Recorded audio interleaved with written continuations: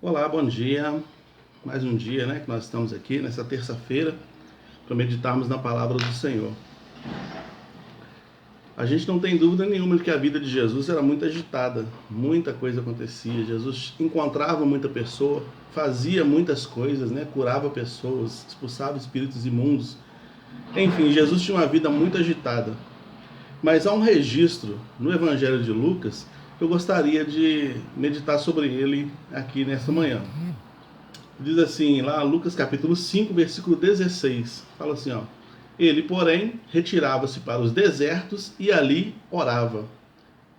Na outra versão, fala basicamente a mesma coisa. Fala assim, ó: Porém, Jesus ia para lugares desertos e orava. O capítulo 5 do Evangelho de Lucas fala sobre muita coisa que está acontecendo no ministério de Jesus, Ele chama os primeiros discípulos, Pedro, Tiago, João. Ele cura leproso, ele cura paralítico, ele faz um monte de coisa nesse texto que a gente está lendo aqui, de Lucas capítulo 5. E nesse versículo aqui, especificamente, ele se retira para lugares desertos para orar. O versículo anterior vai dizer que a fama de Jesus, porém, se propagava ainda mais e ajuntavam-se muita gente para o ouvir e para ser por ele curado das suas enfermidades. Jesus havia curado um leproso, o Lucas, que é médico, vai dizer assim, ele estava tomado de lepra. Isso quer dizer que era um estado bem agressivo da situação daquele homem. E aquele homem ficou tão feliz pela cura que foi realizada nele, que ele saiu contando para todo mundo. Jesus tinha falado para ele, não conta para ninguém não, só vai lá nos sacerdotes lá e se mostra. Mas ele não aguentou. Não dá para você segurar uma bênção dessa. Ele saiu contando para todo mundo. E aí, o texto fala assim, e a fama de Jesus então aumentou mais ainda, e mais pessoas vinham. Lembrando aqui que nesse contexto, Jesus estava iniciando o seu ministério. Então, muita gente vinha para falar com Jesus. E o texto deixa esse detalhe.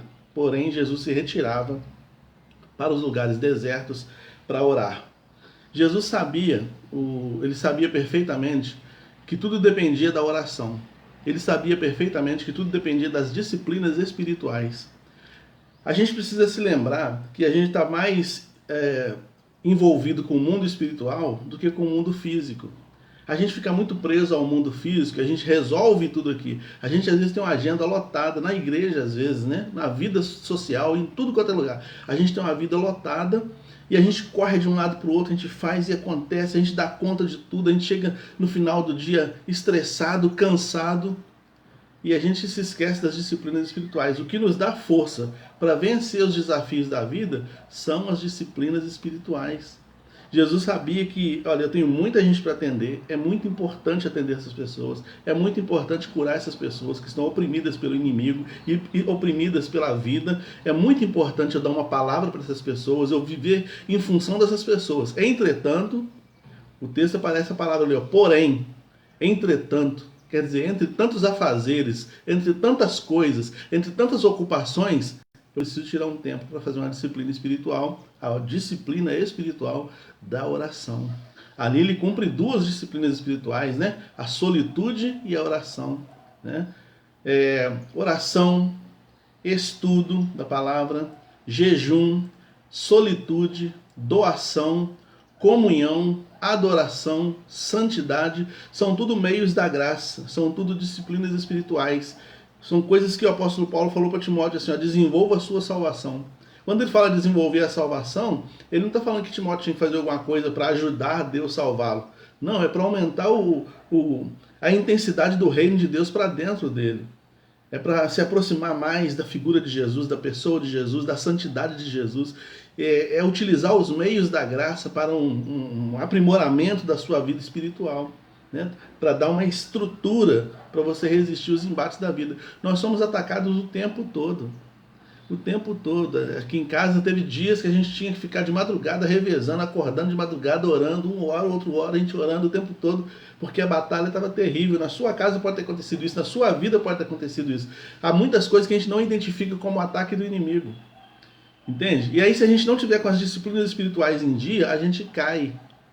Entende? A gente cai. Quando você chega no médico, tem um diagnóstico, quando você recebe a notícia do seu patrão que não precisa mais dos seus serviços, quando você tem, sei lá, alguma coisa acontece, o seu carro bateu, alguma coisa aconteceu na sua vida. Se você não tiver estrutura espiritual, não tiver não foi enraizado, né? Radicalizado, né? Radicalizado quer dizer fincar suas raízes. Se você não for radicalizado em Cristo, você cai. Entende? Eu caio. Qualquer um cai. A nossa vida tem que estar radicalizada nele, a nossa vida tem que estar radicada nele, tem que estar firmada nele, né?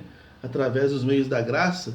São recursos que Deus nos dá, né? São coisas que Deus nos confere para a gente chegar lá, né?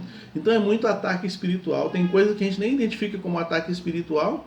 Tem enfermidades no nosso corpo que são ataques espirituais. Não estou dizendo que toda enfermidade é uma questão espiritual. Não estou dizendo que tudo que acontece é uma questão espiritual.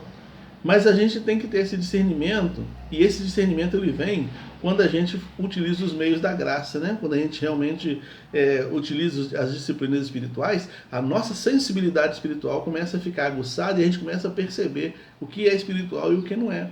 Então, tem sentimentos, às vezes você está na sua tranquilo, um dia tranquilo, daqui a pouco bate uma depressão, uma tristeza, uma angústia, que te joga para baixo de um jeito que você pensa em morrer. Isso pode ser um ataque espiritual, meu irmão. Pode ser também uma questão hormonal, não tenha dúvida disso. Mas o diabo ele se utiliza dessas coisas muitas vezes para destruir a nossa vida, para fazer você paralisar pelo caminho. Pessoas que às vezes se levantam contra você. É o seu patrão que às vezes começa a te perseguir na empresa. É doença, sei lá, falta de dinheiro, é o carro que dá problema toda hora, é você batendo com o carro às vezes, né? Que parece coisa corriqueira do dia a dia, mas são tudo mecanismos, às vezes, do inimigo para tentar desestabilizar a sua vida espiritual, desestabilizar a sua vida com Deus. Não foi isso que ele fez com Jó? Com Jó ele foi cruel. Ele tirou os 10 filhos de Jó, ele tirou toda a fortuna de Jó, ele tirou a saúde de Jó, tudo aquilo ali era uma questão espiritual. E Jó ali na disciplina espiritual foi ele sendo levantado, reerguido por Deus. Qual o segredo dos homens, os grandes líderes, os grandes homens da Bíblia? O segredo desses homens é realmente a disciplina espiritual que eles tinham, né? Daniel, Neemias, Isaías, os apóstolos, todos eles, todas essas pessoas que você vê na Bíblia no capítulo 11, dá uma olhadinha no capítulo 11 de Hebreus, toda aquela galeria de grandes homens de Deus que fizeram grandes coisas para Deus ali, todos fizeram porque mantinham uma disciplina espiritual. De tudo que você fizer na sua vida, de todas as ocupações que eu fizer na minha vida, que você fizer, tira um tempo para o exercício das disciplinas espirituais. Tira um tempo para ir radicalizando a sua fé e afundando a sua fé na figura de Jesus, na pessoa de Jesus, né? No reino de Deus. Isso vai fazendo você se tornar um crente maduro. A pior coisa que tem é crente imaturo. Crente imaturo dá problema na igreja, dá problema no trabalho. Eu conheci um rapaz que chegou no trabalho, o patrão começou a perseguir, começou a querer expulsar o demônio do patrão. O patrão mandou ele embora. Eu vou mandar você embora, já que eu sou o demônio, eu te mando embora então. Entende? Quer dizer, falta de discernimento espiritual. Tem muita coisa que você não tem que falar com ninguém, você tem que falar só com Deus, né? Então, orar. Eu tenho que orar em gratidão, em louvor, em contrição, né? Pedindo perdão pelos meus pecados, em intercessão, pedindo aquilo que eu preciso de Deus. Eu tenho que orar, eu tenho que ter uma vida de oração. Paulo fala, orai sem cessar. Jeremias 33 fala, clama a mim, responder-te-ei, te mostrarei coisas grandes e firmes que você não sabe. Né? Então eu tenho que orar, eu tenho que estudar a palavra. O Salmo 1 fala que o homem de Deus ele precisa meditar, ele é feliz se ele meditar na palavra de dia e de noite. Não é só ler não, é meditar. Eu tenho que pegar o texto bíblico, ler esse texto e ficar pensando, gente, como é que eu aplico esse texto na minha vida? Como é que eu faço para esse texto aqui encaixar aqui na minha vida? Né? Eu preciso meditar na palavra de Deus. Jejum, não existe na Bíblia a doutrina do jejum. Assim também como não existe necessariamente a doutrina da oração. Mas não existe a doutrina do jejum. Mas o jejum é uma coisa que fortalece muito a nossa vida espiritual, né? A gente não tem que fazer jejum para querer fazer uma troca com Deus. Ah, Senhor, eu vou fazer um jejum aqui para você me ajudar a conquistar isso, a fazer aquilo. Não, não tem que fazer trocas com Deus. O jejum não tem que ter o jejum tem que ser por um aprofundamento espiritual. O jejum é uma autopunição ou um autoflagelo, na verdade. Punição não. O jejum é um autoflagelo que eu faço em oração. Eu tô sacrificando a minha carne, sacrificando o meu desejo, sacrificando alguma coisa que é interessante, que é importante para mim, para eu me dedicar aquele tempo em oração, porque eu quero me aprofundar em Deus, né? Neemias fez jejum. No capítulo 1 do seu livro, nós lemos lá na igreja domingo de manhã, quando ele precisava de uma resposta, então ele fez jejum. E o jejum, na Bíblia, mudou a estrutura das nações, né? Mais de 140 anos, o povo judeu totalmente destruído. Neemias começou a fazer um jejum, começou a orar, Deus começou a levantar recursos, ele foi lá e restaurou a cidade, restaurou a nação, pelo poder de Deus. Percebe? Daniel começou a orar, começou a pedir orientação a Deus, em jejum, Deus mudou tudo. Você tem muitos exemplos de pessoas que vai flagelar o seu corpo, né, em jejum e oração, e Deus muda toda a estrutura, toda a história daquela pessoa é alterada, né? Jejum não precisa ser só de comida, não. Eu, por exemplo, tomo remédios que me dão hipoglicemia, faz minha glicose cair. Então eu não posso ficar muito tempo sem comer, não. Então, para mim, quando eu faço jejum, muitas vezes não é nem de comida, ou então um tempo limitado, né? Um tempo que eu sei que eu consigo segurar ali sem passar mal, porque Deus não gosta de sacrifício de tolo, né? Então a gente tem que saber. A Bíblia fala sobre vários tipos de jejum que precisa ser feito. A gente pratica muito pouco isso aí e isso fortalece muita gente. A solitude também é um meio de graça, né? É uma disciplina espiritual. A solitude é a retirada estratégica, né? O texto aqui fala exatamente isso. Jesus se retirava para lugares desertos para orar. Daniel se retirava 3 vezes durante o dia para orar. Paulo também se retirava 3 vezes durante o dia para orar.